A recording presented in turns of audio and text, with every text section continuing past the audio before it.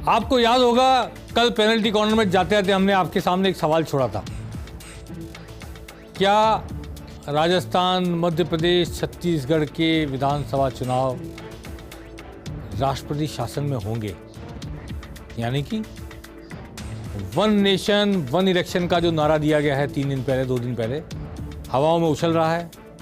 संसद का सत्र बुला लिया गया 18 सितंबर को 22 सितंबर तक। उसका विषय किसी को नहीं पता किस विषय पर होगा, और ये हवा में नहीं, मीडिया के माध्यम से बात पूरे देश में फैल गई है कि वन नेशन वन इलेक्शन के मुद्दे पर यह सत्र बुलाया गया, कोई कानून में संशोधन होगा।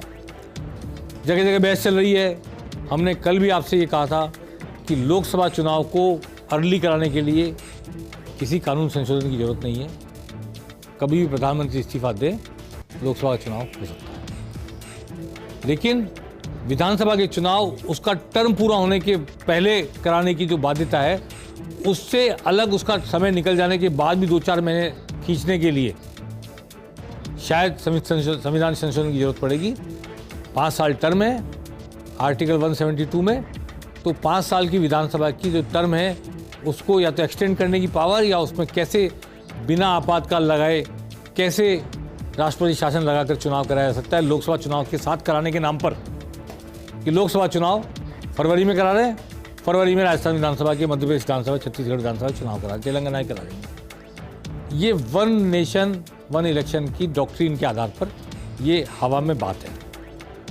और संसद का सत्र इसलिए बुलाया गया या नहीं बुलाया गया, ये बात तब पता लगी जब बिजनेस एडवाइजरी कमेटी में विषय रखे जाएंगे, किन विषयों पर चर्चा के लिए बुलाया गया, तब पता लगेगा कि वास्तविक मुद्दा क्या है। हवा में कई बातें हैं। महिला आरक्षण 1/3 लोकसभा सीटों पर, विधानसभा सीटों पर, यह भी एक विषय हो सकता है।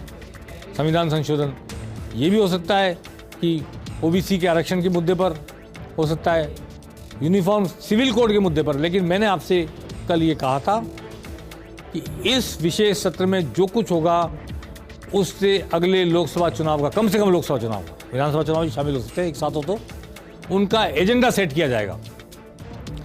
जो विधेयक लाए जाएंगे, पारित हो नहीं हो, बहस ही हो जाए भले से उन पर, लेकिन वो बीजेपी की नीयत और नीति को स्पष्ट करेंगे जनता के सामने, दिशा को स्पष्ट करेंगे, और उस दिशा के आधार पर आगे चलकर वोट मांगे जाएंगे। ये मेरा मानना है।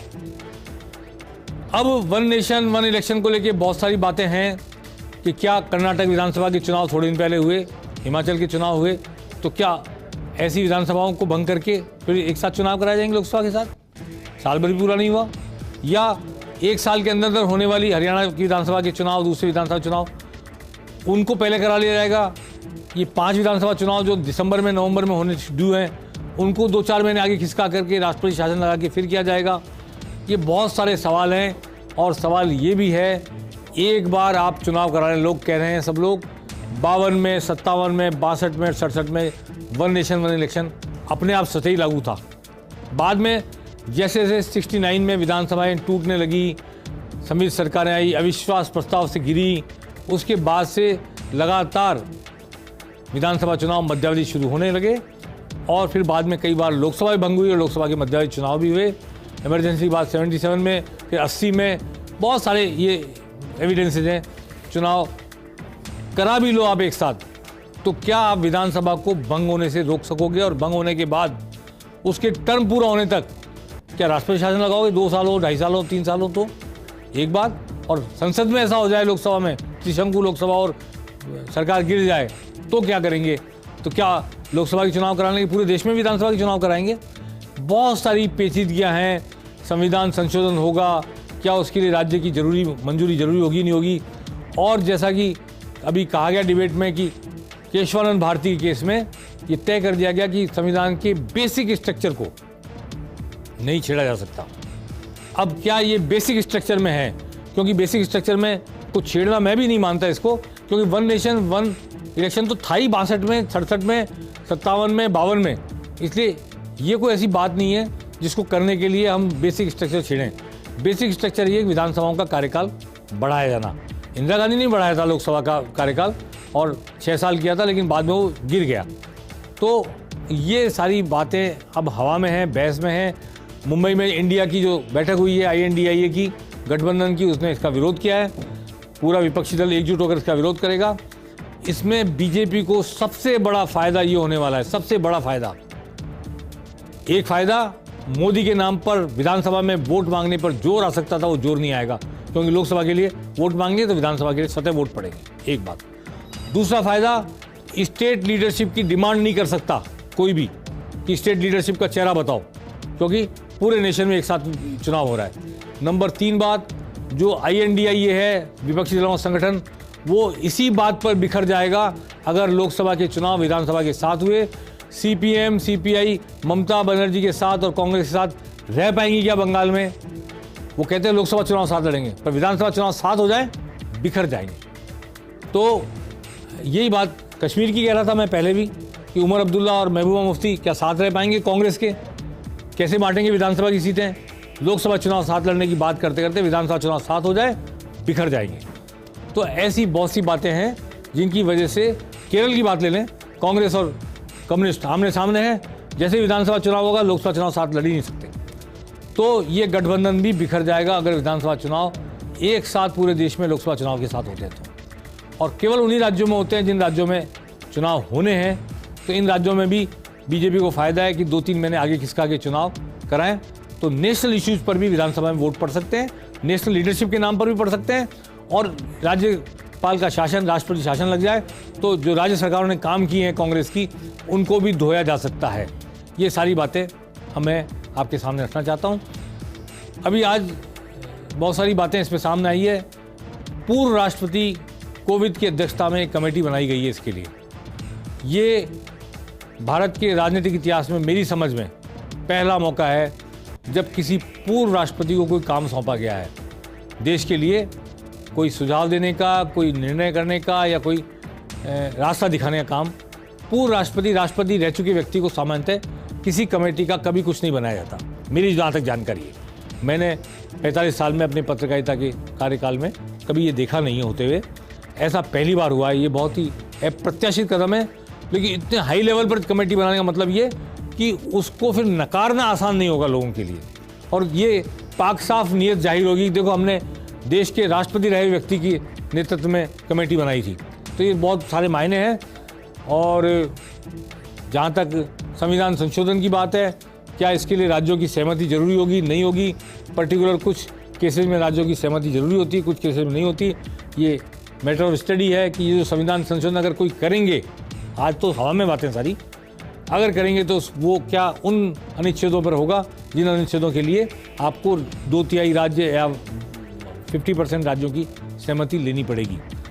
ये सब हवा में है कि क्या सरप्राइज सेशन में आएगा, और सरप्राइज सेशन में जो आएगा उसका विपक्ष कैसे सामना करेगा, और उसमें से क्या बातें लागू होंगी, या लागू है बिना ही उनको नेशनल एजेंडा बनाकर चुनाव करा लिया जाएगा। आज इस बारे में बातचीत की है। अशोक गहलोत ने कुछ बोला है, प्रहलाद जोशी ने जो संसदीय कार्य मंत्री हैं उन्होंने भी कुछ बोला है। आइए सुनते हैं दोनों ने क्या कहा। 67 तक जो है यही था, 1 नेशन 1 इलेक्शन था, स्टेट इलेक्शन था 67 तक। उसके बाद में कई बार पार्लियामेंट भंग हो गई, एक बार राज्य सरकारें भंग हो गई या बदल गई, तो वो अलग अलग होने लगे चुनाव। उसके बाद में मैं समझता हूँ कि इलेक्शन कमीशन ऑफ इंडिया, चुनाव आयोग ने भी और लॉ कमीशन ने भी और पार्लियामेंट्री कमेटियों ने भी कई बार प्रस्ताव दिए, सुझाव दिए हैं। ये बहस का विषय बना हुआ है देश के अंदर। अब ये राजनीति क्या खेल खेलना चाहते हैं ये तो मालूम पड़ेगा टाइम आने पर। आज जो बनाई कमेटी उन्होंने कोविंद साहब के नेतृत्व में अध्यक्षता बनाई है राष्ट्रपति जी के, ऐसे में पढ़ता था सोशल मीडिया के अंदर, बनाई कमेटी, तो कमेटी बनाई है। अब उनको चुनाव जीतना ये इनके प्रकरण है। मोदी जी तो घबरा गए, इनकी गवर्नमेंट तो घबरा गई है। इस बार जो है इंडिया नाम का जो गठबंधन हुआ है वो तो स्ट्रॉन्ग बन गया है कि ये जान के आगे आने वाले 24 के अंदर भी चुनाव नहीं जीत पाएंगे। अभी तो कमेटी रचा है, इतना घबराने का क्या जरूरत है? अभी तो कमेटी रचाया गया है। कमेटी रचाने के बाद इसका कमेटी का रिपोर्ट आएगा, कमेटी का रिपोर्ट पब्लिक डोमेन में चर्चा होगा। अगर पार्लियामेंट में जब आता है, पार्लियामेंट में चर्चा होगा। पार्लियामेंट प्रबुद्ध है, भारत देश का प्रजाप्रभुत्व एकदम मैच्योर्ड है, प्रबुद्ध प्रजाप्रभुत्व है, उसमें चर्चा होगा। इतना घबराने का क्या बात है? हम दुनिया के बहुत बड़ा प्रजाप्रभुत्व, we are the largest democracy of the world, और इसके साथ ही साथ हम बहुत पुराना डेमोक्रेसी है। India is called as the mother of democracy. ये मदर ऑफ डेमोक्रेसी में बहुत बार ऐसे, ये तो एवोल्यूशन है। ये डेमोक्रेसी, जहाँ मैं कर्नाटक से आता हूँ, कर्नाटक से 12th सेंचुरी में डेमोक्रेसी था। ऐसे भारत के कई प्रदेशों में democracy 12th century, 11th century, 8th century से डेमोक्रेसी है। ये डेमोक्रेसी भारत में एक एवोल्यूशन है। ये एवोल्यूशन में अभी नया नया जो विषय आता है देश के हित में, उसका तो चर्चा तो करना चाहिए। तो चर्चा करने के लिए कमेटी रचा दिया गया है। कमेटी रचा दिया गया है चर्चा के लिए। प्रहलाद जोशी संसदीय कार्य मंत्री, जो संसद में रखे गए सब विषयों पर सरकार की तरफ से उसे पारित कराने के लिए, उसके लिए एक वातावरण बनाने के लिए जिम्मेदार हैं, वो आज ये बात कह रहे हैं। अब मेरा मानना ये है कि ये विषय हवा में मीडिया ने उछाल कर खड़ा कर दिया है, पर 2-3 दूसरे मुद्दे इस विषय सत्र में लाए जाएंगे और विपक्ष हवा में बल्लेबाजी करता रह जाएगा और दूसरी बातें पास हो जाएंगी, तो उनसे लोकसभा चुनाव का एजेंडा सेट होगा, ऐसा मेरा मानना है पॉलिटिकली। अब संविधान संशोधन होगा, कैसे पारित होगा, कैसे एक साथ चुनाव होंगे, उसके क्या रिपरकेशन होंगे और उसका क्या इंटेंशन है, ये सब बातें हम बहस कर चुके हैं।